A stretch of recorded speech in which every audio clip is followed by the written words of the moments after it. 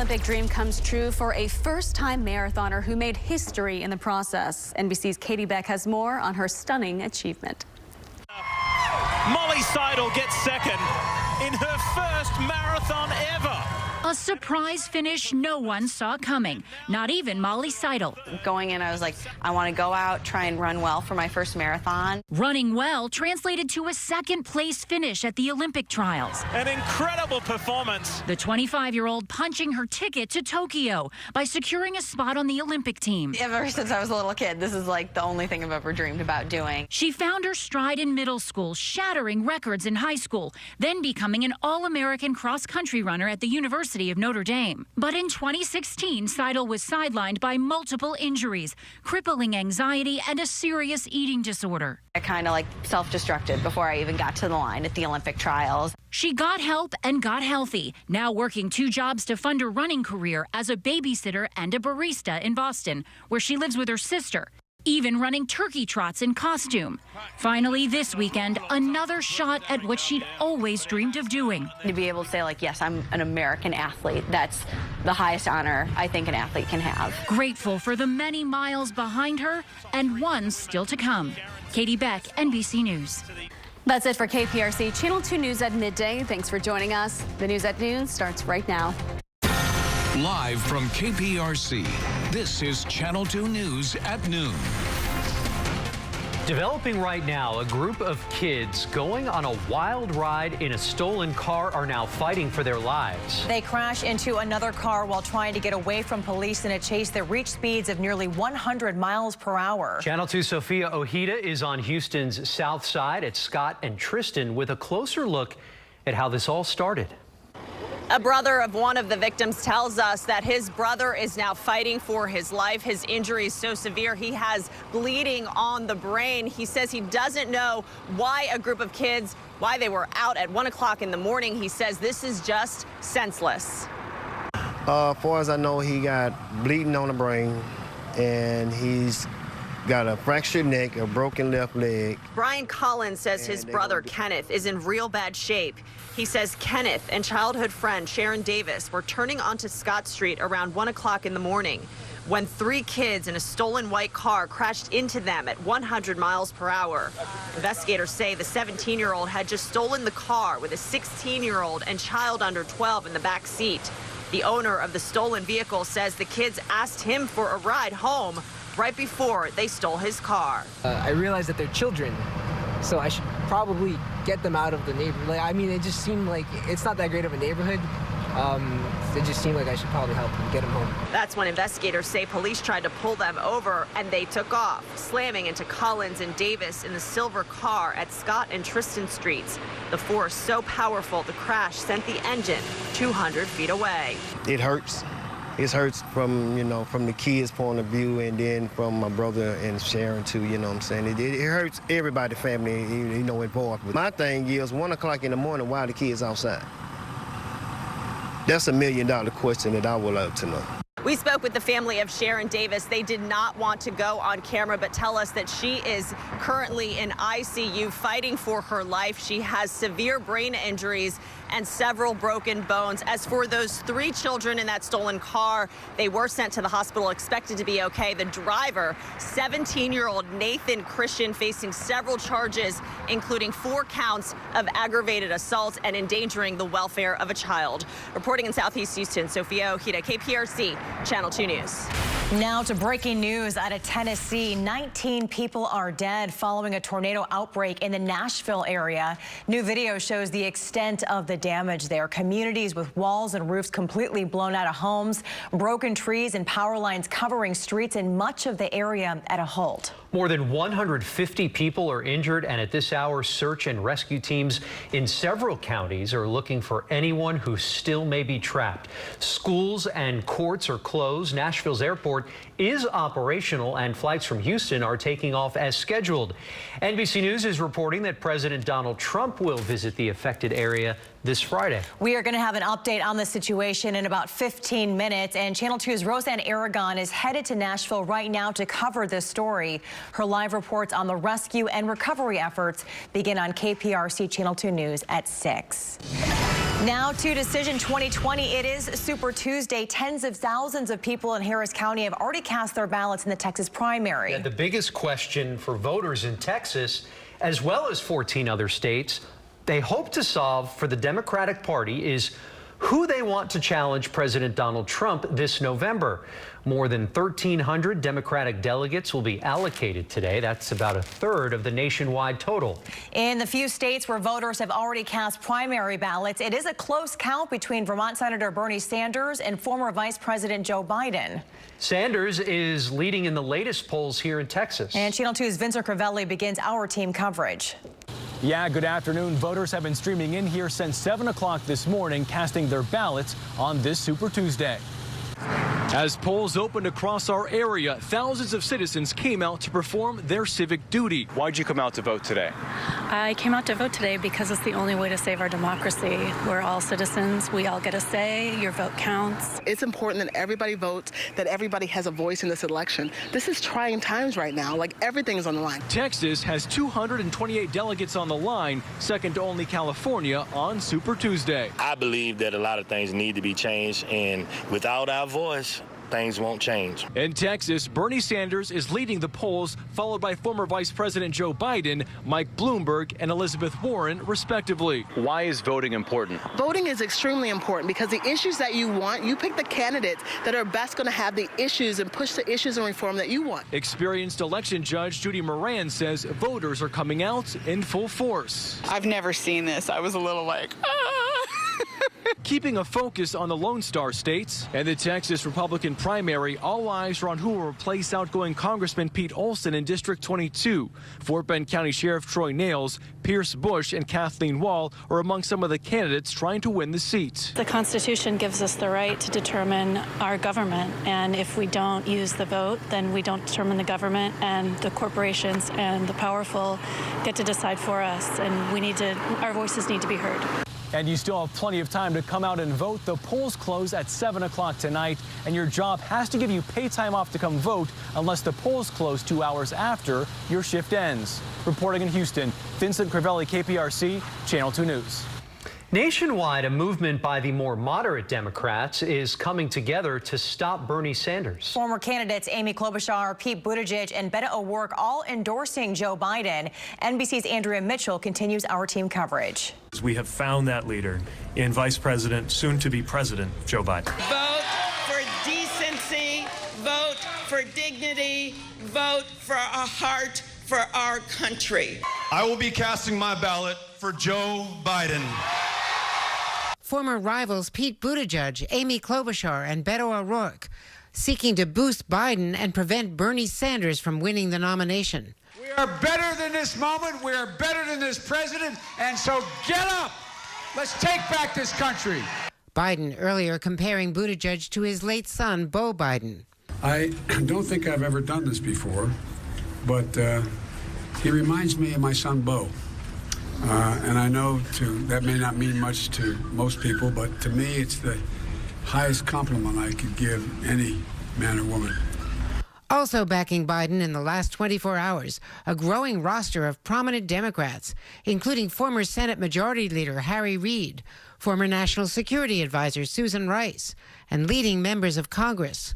Nearly one-third of all Democratic delegates are at stake in 14 states today. California and Texas have the greatest number in play. The catch, under new rules this year, candidates must win at least 15% of the vote to get any delegates. Another hurdle, the delegate tallies in states like California, which increasingly rely on mail-in ballots, may not be known for weeks. Buttigieg and Klobuchar each had pockets of support in Super Tuesday states, but no clear path to the nomination. Insiders say by endorsing Biden, they could deny Sanders as many as 150 delegates, by some calculations, perhaps enough to stop him from an overwhelming lead after today's voting. Thank you all very much for coming. Sanders says he won't be deterred. There is a massive effort trying to stop Bernie Sanders. The corporate establishment is coming together. The political establishment is coming together. Mike Bloomberg, who got into the race to stop Sanders, who he says would lose to President Trump, praising both Buttigieg and Klobuchar. They represented their country and their states very well, and I felt sorry for them, but I'm in it to win it. That was Andrea Mitchell reporting. If you have any questions before you head out to the polls, you can call our Super Tuesday phone bank. We are proud to team up once again with Telemundo Houston and the League of Women Voters. Volunteers are manning the phone lines and will be answering calls in both English and Spanish. Both numbers are right there on your screen. They will be taking your questions all day. Polls are open until 7 o'clock, and if you're in line by 7, you will be able to vote. If you need help getting there, Metro is offering to give you a free ride round trip. You can take the bus, light rail, or their paratransit service. Just tell the bus driver that you're either going to or returning from the polls. Turning now to our forecast, I used the word muggalicious yesterday, which, you know, we all know and love at this point, but it's also kind of hazy out there today, too. With a side of murkalicious, murkylicious. Well played, Sirota. I love that it's in the prompter. Muggalicious. I know. They know me now. Joseph likes the I was going to say, you have made it, Christine. Yes.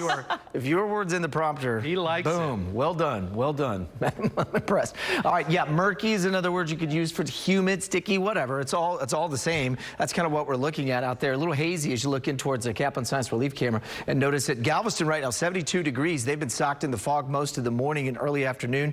It's gotten better. I'll show you in a couple of minutes, but they're going to crater fast tonight, so be ready for more dense fog. 80 in Tomball, 79 over to Katy. Same thing in Sugar Land. Our Futurecast has been showing a little boundary that's trying to fire up a few showers. Not a whole lot out there just yet, but you may run into one or two this afternoon. It's really not going to be the big story. It's all about this big area of low pressure sitting here swirling around. This is what is going to kick the storms off as early as late night tonight for some of the western counties, just about for everybody else as we get in towards your Wednesday. I'll talk about that and what the impact will be if you're headed out to rodeo coming up here in just a bit, guys.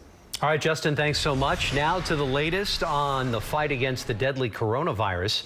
At least 106 cases in the U.S. and 6 deaths in Washington state. There are no cases here in the Houston area. And yesterday, Judge Lena Hidalgo said that city and county leaders are coming together to work on preparedness efforts. Overseas, though, the spread of the virus is causing large events to be canceled and schools to be closed. NBC's Kelly Kobiea reports. In South Korea, yet another jump in cases today, 900 more new cases, and that is because of the huge numbers of people being tested. More than 125,000 people have been tested for the virus in this country. The country has now set up mobile clinics where you can stay in your car, drive through, and be swabbed for the virus, the test coming back in a matter of a couple of days. In Europe, the risk for the coronavirus spreading has now gone up to high. Some predictions say that that area could be in a recession because of the coronavirus and the economic impact within a matter of months.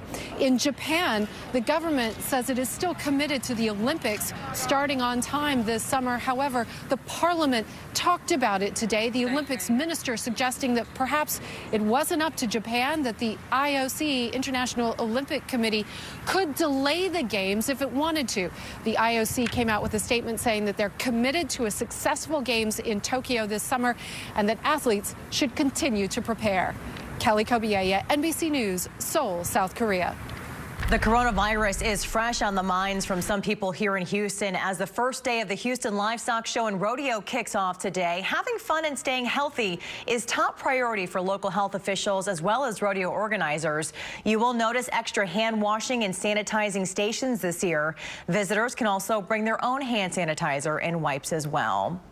We are about to get an update on the situation in Tennessee. At least 19 people are dead and search and rescue missions are still underway following a deadly tornado outbreak. We're back with breaking news out of Tennessee. That's where at least 19 people have died after tornadoes ripped across the state overnight. Right now, we're getting a first look at the damage left behind there. It is extensive. This is drone video out of Mont Juliet, just east of Nashville. Daryl Forges is in Nashville with the latest. There it is. Go inside now.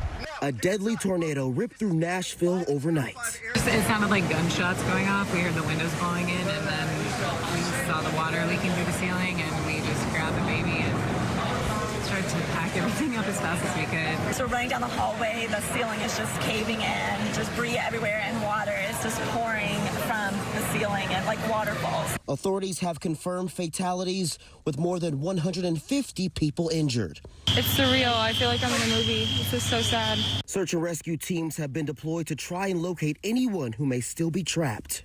We all worry about some people being left in buildings that have been damaged, and I know the first responders are working their way through that problem. Schools in the area are closed for the week, some because of damage, some because they're being used as shelters. Polling locations in several counties have delayed Super Tuesday voting by 1 hour due to street closures and power outages. Some voters in impacted areas are being sent to alternative locations to cast ballots. In Nashville, Tennessee, I'm Daryl Forges reporting. Hard to look at those images, and that storm system is still on the move at this hour. Yeah, certainly thinking about all the folks out there that have been impacted by this, but man, it just creeped in overnight, like no way to see that coming. And the overnight ones are so difficult because you can't see it. I mean, you saw that was that guy that's yelling, get in, get in. That was at a TV station. That was a TV station, yeah. It was at a Nashville TV station. There was a reporter and the photographer that were in there, basically in the garage, similar to what we have here at Channel 2, and they just get inside, because you can only see it when the lightning flashes, and that is one of the most terrifying sights I can only imagine. Yeah, that's like out of a horror film. If it you really ask is, me. yeah. Wow. In fact, we just got a rating on that from the National Weather Service in Nashville. They've rated that, 2 of them now, in Ef3 Tornadoes, which is fairly consistent. That's a strong one. That's packing at least 150-mile-an-hour winds. If you want to kind of believe what that can do, it can really do a lot of damage. So thankfully, I don't think we're going to see anything like that. It's actually been weakening some. I've been watching it over much of the morning. However, we do have a chance to get some strong storms through here as we get into tomorrow's forecast. We'll talk more about that here in a sec. Today, not really going to be the day for that. It is warm, though. We are sitting right at about 80 degrees, obviously. A little cooler than that as you get to Galveston. They're sitting at 72. The fog has backed off to the seawall and basically the beach for now. It is going to crater again very quickly. So if you're heading down there, it's 3-mile visibility. So that's good. Everybody else is doing all right. But I expect this number to drop real fast as we get later on in towards this evening. And these temperatures slowly fall back to maybe 70, 71, 69 is the dew point down there right now. So very warm forecast. Notice in Navasota, Bryan College Station, and up towards Huntsville are not as warm. We've got a bit of a boundary set up. There's a little bit of a slightly cooler north breeze trying to slide in versus what we've been seeing to the south. So I think for the most part, we'll keep a slight chance for showers around. First night of rodeo, Midland will be taking the stage tonight. Should be a very mild night.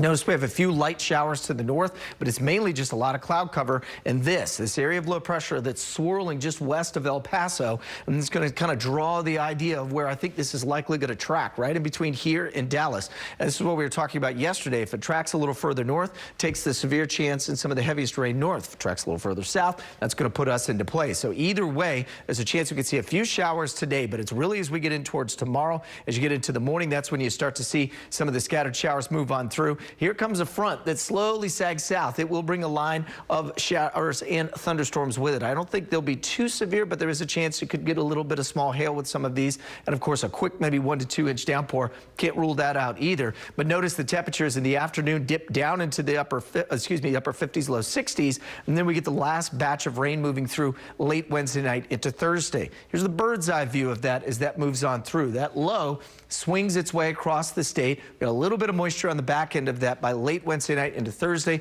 Once that's out of here, we get this nice cool northwest breeze behind it. It's going to clear out the skies and it will feel very comfortable. So kind of that muggalicious that's out there now, that's not going to be the case as we head into the next couple of days. So how much rain does that translate to? Well, again, it's all location. Right now, it looks like the heaviest is going to stay more north of us up near the Brazos Valley.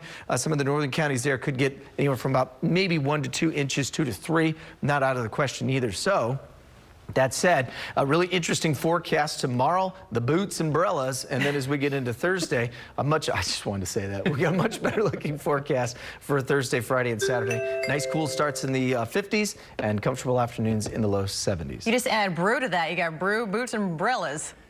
Sign me up. There we go. I'm all for it. All right, Justin, thanks so much. All right, believe it or not, a trip to the drive-thru doesn't have to wreck your diet. Yeah, Derek and Courtney standing by for a preview of Houston Life and a mission today to find healthier options out there. Hi, guys. Hey there, Christine and Andy. Like we were chatting about on yesterday's show, we've all found ourselves in a bind. 100%. You know, maybe fast food is not an everyday food for you, but if you do find yourself in the situation where you're hungry, you're desperate, you got to feed the kids, go through that drive-thru. Today on Taco Tuesday, we're going to check out Taco Cabana, some of the healthier options on the menu, and even, most importantly, things we should avoid.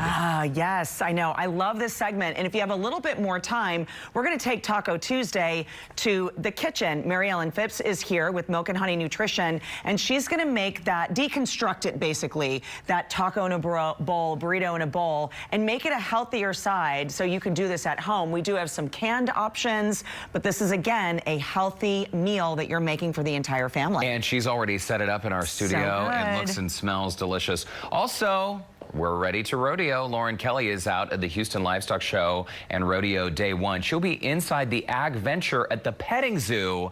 Oh my goodness, it is one of the cutest spots if you're visiting the rodeo. I'm going to head out there later this afternoon. My goal, just like Amy Davis did this morning, holding that baby piglet. Oh my word. That's on my bucket list. On TV. So yeah, Lauren's going to have a good time this afternoon. Hold on to your jacket though, because those llamas like to eat, you know, the denim. I know, but their little nibbles are so adorable. I can give this jacket up. They're like, never. Just kidding. Never. Not the denim. I love it. I love the baby piglets. I mean, I think that was the best part of everyone's morning today. All right. We look forward to seeing you guys at 1 o'clock on Houston Life. Stay with us. We'll be right back. Piggies were so cute. Failing to take care of your teeth could increase your risk of diabetes. That's according to a new study in South Korea that looked at more than 180,000 adults. The results showed people with periodontal disease were 9% more likely to develop diabetes, and those with missing teeth were 21% more likely. However, brushing at least 3 times a day decreased diabetes risk by 8%. Just in time for the warmer weather, Starbucks is rolling out new drinks to help keep you cool these days. It's kicking off spring with a pop of color, 2 coconut milk drinks. The first is an iced pineapple matcha green tea, which you see there, and then the second, an iced golden ginger drink. Also new, nitro cold brew topped with salted honey, cold foam, and toasted honey. Delicious. Oh, yes. We'll be right back. It's kind of toasty, too, out there. Yeah, it's a little warm. It's kind of sticky. This is what happens. We've got a boundary set literally just north of downtown right now, so it's slightly cooler and drier as you get up near, let's say, Huntsville and College Station, but not going to be for us. I do think tomorrow's the day we'll see the storms move on through. Nothing too crazy, but just kind of keep an eye to the sky and certainly make sure you've got your notifications turned on. Things get a little aggressive. All right, Justin, thanks so much. That's it for Channel 2 News at noon. We'll see you again at 4 p.m. Have a great day.